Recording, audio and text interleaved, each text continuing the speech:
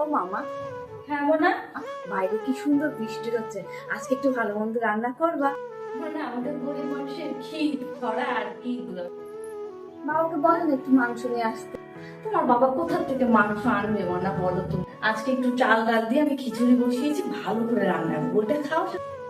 রোজ রোজ খিচুড়ি খেতে ভালো লাগে না, যেদিন বৃষ্টি হয় সেদিনও খিচুড়ি রান্না করো, যেদিন বৃষ্টি হয় না সেদিনকে ডাল আর ভাত রান্না করো, সেটা একই হলো।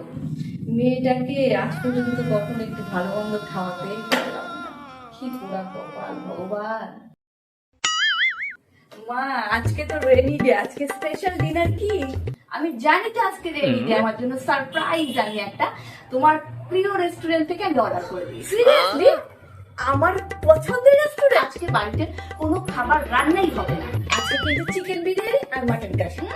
আর আমি তোমার জন্য চিকেন বিরিয়ানি আর মাটন কষাই অর্ডার করেছি। তুমি এগুলো অর্ডার করেছো?